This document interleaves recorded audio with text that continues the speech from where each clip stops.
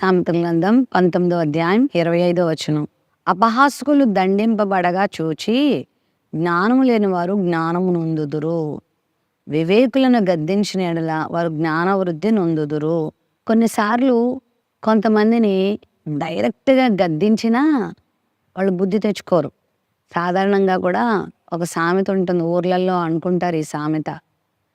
మంచి మనిషికి ఒక మాట, మంచి గొడ్డుకు ఒక దెబ్బ అంటారు. ఈ పశువులు ఉంటాయి చూడండి, వాటిని ఆ తోలేవాడు యజమాని అప్పుడప్పుడు కొడతాడు, గసురుతాడు. ఎందుకంటే అది వెళ్ళిపోతూ దారిలో వెళ్ళకుండా దానికి నచ్చిన దారిలో వెళ్ళిపోతున్నప్పుడు కొడతాడు ఆ కొరడా పట్టుకొని. అది మంచి పశువు అనుకోండి, అది మంచి జంతువు అనుకోండి, అది మంచి గొడ్డు అనుకోండి, యజమానుడు కొట్టిన ఒక దెబ్బకి ఇక సెట్ అయిపోతుంది. ఇంక యజమానుడు చెప్పిన దారిలో నడుస్తుంది. అదేవిధంగా బుద్ధిమంతుడంట అపహాసకుల్ని గద్దిస్తుంటే ఇతడు బుద్ధి తెచ్చుకుంటాడంట. అంటే కొంతమందిని డైరెక్ట్గా బుద్ధి చెప్పినా బుద్ధి తెచ్చుకోరు. కానీ బుద్ధిమంతులైన వారు ఎదుటివారిని గద్దిస్తుంటే మనమెందుకు అలా అనిపించుకోవాలి, మనమెందుకు ఆ స్థానానికి రావాలి, మనమెందుకు ఇతరులతో అలా చెప్పించుకోవాలి, మనమెందుకు అలాంటి అవమానం పొందాలని ముందే గుర్తించి ఇతరులతో చెప్పించుకునే అంత స్థితి రాకుండా తమ్మును తాము సరి చేసుకుంటారంట. మనందరిలో కూడా పాపబీజం ఉంది. స్వభావరీత్యా మనందరం కూడా తప్పులు చేసే స్వభావం మనలో ఉంది.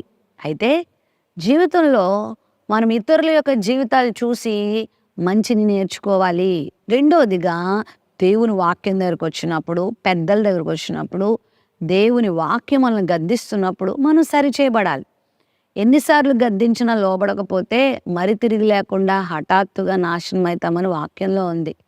దేవుడు ఎందుకు ఈ మాటలు చెప్తున్నాడు, ఎందుకు మనల్ని గద్దిస్తున్నాడంటే మనం మేలు పొందడానికే. వివేకవంతులు గద్దింపుని తీసుకుంటారు. అవునండి, తప్పకుండా నేను సరి చేసుకుంటానండి, ఈ ఈ ఈ పాపం నాలో ఉందండి, ఈ పొరపాటు నాలో ఉందండి, ఈ తొందరపాటు నాలో ఉందండి, నేను తొలగించుకుంటాను, నేను మార్చుకుంటానండి, ఇంక ఇట్టి జీవితం నాకు వద్దండి అని బుద్ధిమంతులైన వారు జీవితాన్ని మార్చుకుంటారు. బుద్ధిహీనులైన వారు ఏం చేస్తారో తెలుసా? నువ్వెవరు నాకు చెప్పేది, నేను చేసేది కరెక్టే, ఇదేం పొరపాటేం కాదు, నేను చేసేదే కరెక్టు, నేను చెప్పేదే కరెక్టు అంటూ వారు చేసే పొరపాటును ఇంకా ఇంకా పెంచుకుంటూ పోతారు తప్ప తమను తాము సరి చేసుకోరు. చివరి వాళ్ళు తినేదేంటో తెలుసా?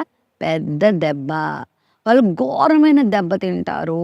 కాబట్టి నిన్నెవరైనా ప్రేమపూర్వకంగా గద్దిస్తున్నప్పుడు గద్దింపుని తీసుకో. నీ చుట్టూ ఉన్న వారికి ఏవైనా గద్దింపులు ఎదురవుతున్నప్పుడు, ఆహా అతడు ఆ పని చేయబట్టి కదా ఆ నష్టాన్ని పొందాడని ఆ జీవితాలను చూసి నువ్వు కూడా బుద్ధి తెచ్చేసుకో, సరి చేసుకో.